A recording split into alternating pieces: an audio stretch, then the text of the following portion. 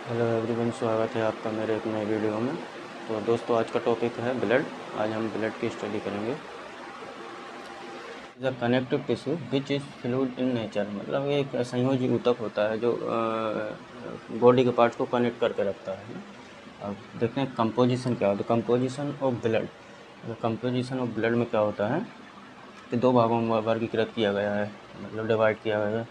तो एक होता है प्लाज्मा, जिसका होता है 55% भाग होता है, और दूसरा form element RBC, WBC, platelet, मतलब कि ये सेल, ब्लड सेल्स बोलते हैं इनको। तो ये ब्लड सेल्स होते हैं, ये कितने होते हैं? 45% होते हैं। और अगर बात की जाए प्लाज्मा की, प्लाज्मा भी फर्दर डिवाइड किया गया है। उसमें होता है वाटर 92% और सॉलिड होते हैं 7 to 8%, और कुछ गैसेस होती हैं। गैसेस में जैसे कि O2 हो गई, CO2 हो गई, और नाइट्रोजन, ठीक है। कुछ गैसेस भी होती हैं। अब सॉलिड में क्या क्या हो सकते हैं प्लाज्मा के सॉलिड में? तो ऑर्गेनिक सब्सटेंस होते हैं, इनऑर्गेनिक सब्सटेंसेस और नॉन प्रोटीजिनस सब्सटेंसेस। अब ऑर्गेनिक सब्सटेंसेस में क्या होता है, कौन कौन से होते हैं? ये प्लाज्मा प्रोटीन बहुत इंपॉर्टेंट भाग है ये प्लाज्मा का, है ना। और प्लाज्मा प्रोटीन में क्या क्या? एल्बुमिन, ग्लोबुलिन हो सकते हैं, फिब्रिनोजन, ठीक है। और कार्बोहाइड्रेट, उसमें ग्लूकोज हो सकता है, ठीक है। और फैट्स में जैसे कि कोलेस्ट्रॉल, है ना। और उसके बाद एंजाइम में क्या हो सकते हैं? Amylase, lipase. और लिपिड्स होते हैं। लिपिड्स में क्या होते हैं? फास्फोलिपिड हो गया, है ना। और उसके बाद हार्मोन्स, कुछ हार्मोन्स भी होते हैं जो एंडोक्राइन ग्लैंड सीक्रेट होते हैं, वो ब्लड में आते हैं, तो उसको मतलब इसमें प्लाज्मा में आते हैं। और इनऑर्गेनिक सब्सटेंस क्या होते हैं? सोडियम, पोटेशियम, क्लोराइड, है ना, आयरन, कैल्शियम, ये सब इनऑर्गेनिक सब्सटेंसेस होते हैं। और नॉन प्रोटीजिनस सब्सटेंसेस होती हैं, जैसे कि अमोनिया, यूरिया, क्रिएटिन, ये सब नॉन प्रोटीजिनस सब्सटेंसेस होते हैं। ये सब प्लाज्मा का भाग है, ये प्लाज्मा में होते हैं। जब अपन एक एंटीकोगुलेटेड ब्लड को सेंट्रीफ्यूज करते हैं तो उनमें 3 पार्ट बनते हैं उसमें, उस ट्यूब में। जैसे कि आपने देखा होगा, ये बीच में एक छोटा सा पार्ट बनता है, ये वाइट कलर का होता है, सफ़ेद, और ये ऊपर येलो कलर का होता है। ऊपर ये येलो कलर का सेंट्रीफ्यूज करेंगे जब, तो ये इसमें होता है प्लाज्मा। और ये छोटा होता है, इसमें होती है डब्ल्यूबीसी और प्लेटलेट। और ये जो है इसमें होती है आरबीसी, है ना। इसमें आरबीसी होती है। तो सबसे ज़्यादा भाग इसमें होता है, ये 55% पूरे ब्लड का होता है, ये 4% होता है, और ये 41% होता है, ठीक है। तो ये बहुत इम्पोर्टेंट है। और सेकंड आते हैं अपन कि फॉर्म एलिमेंट। फॉर्म एलिमेंट क्या क्या? जैसे कि ब्लड सेल्स कौन कौन सी होती हैं, उसमें आरबीसी, डब्ल्यूबीसी और प्लेटलेट्स होती हैं। और ये इसका 45% भाग होती हैं पूरे ब्लड का, होल ब्लड का। ये अपना होल ब्लड है, ये होल ब्लड है ना, डब्ल्यू होल होल ब्लड है। तो ये होगा आरबीसी। अब आरबीसी होती हैं इसमें एलिमेंट, ये ब्लड सेल्स में, डब्ल्यूबीसी और प्लेटलेट। अभी डब्ल्यूबीसी को फर्दर डिवाइड किया है, जैसे कि ग्रेनुलोसाइट और एग्रेनुलोसाइट, ठीक है। तो ग्रेनुलोसाइट कौन कौन सी होती हैं? जैसे न्यूट्रोफिल्स, यूसिनोफिल और वेसोफिल्स। और एग्रेनुलोसाइट होती हैं मोनोसाइट और लिम्फोसाइट, ठीक है। तो अब ग्रेनुलोसाइट में न्यूट्रोफिल क्या होती है? ये पूरे ब्लड में 65 to 70% होती है। और अगर एब्सोल्यूट की बात की जाए तो 3000 से 6000 पर क्यूबिक mm होती है एब्सोल्यूट, है ना। और यूसिनोफिल 4 to 6% होती हैं होल ब्लड में। और 150 से 450 पर क्यूबिक mm एब्सोल्यूट वैल्यू होती है इनकी। और वेसोफिल 0 से 1% होती है, बहुत ही कम मिलती हैं ये तो, है ना।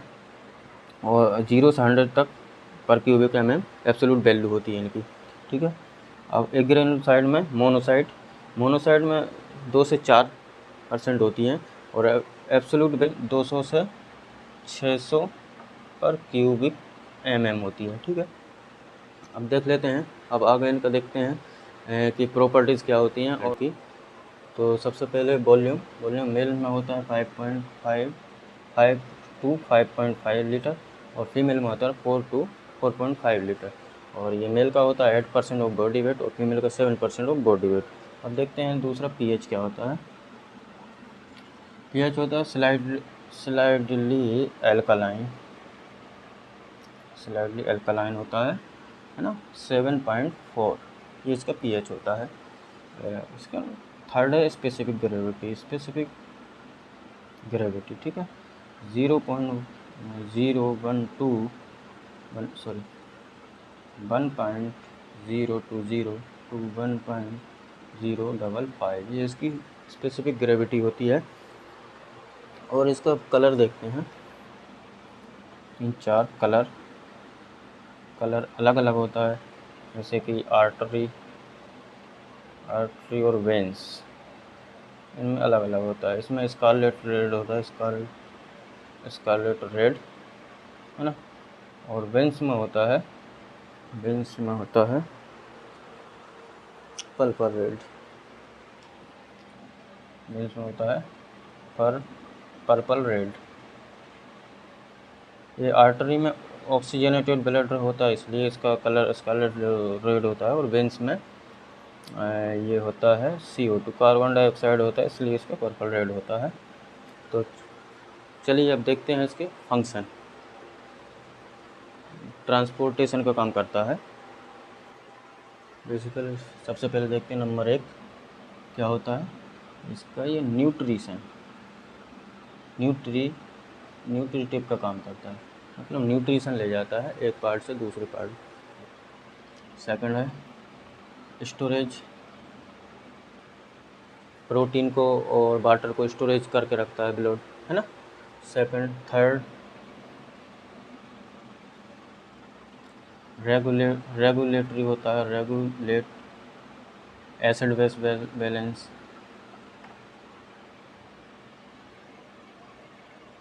एसिड बेस बैलेंस को रेगुलेट करता है। चौथा है रेगुलेट ऑफ टेम्परेचर, बॉडी का टेम्परेचर को रेगुलेट करता है ना। और पांचवा है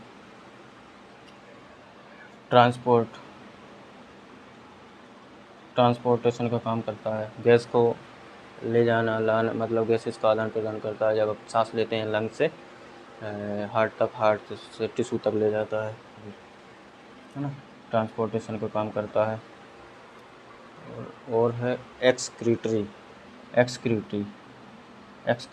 नंबर 6 एक्सक्रीटरी फंक्शन है इसका। एक्सक्रीटरी फंक्शन के बाद जो बेस्ट प्रोडक्ट है वो किडनी के थ्रू निकाल देता है ना। तो एक्सक्रीटरी सिस्टम हो गया। साथ डिफेंस, जैसे इम्यूनिटी होती है, इम्यून बॉडी होती है अपने अंदर, तो डिफेंस का काम करती है। कोई बैक्टीरिया फॉरेन पार्टिकल अंदर आता है तो उससे लड़ती हैं, वो इन्फेक्शन नहीं होने देती, तो डिफेंस का भी काम करता है। ठीक है, तो इतना ही था। अगर वीडियो अच्छा लगा हो तो आप लाइक करिए और सब्सक्राइब करिए मेरे चैनल को। Thank you.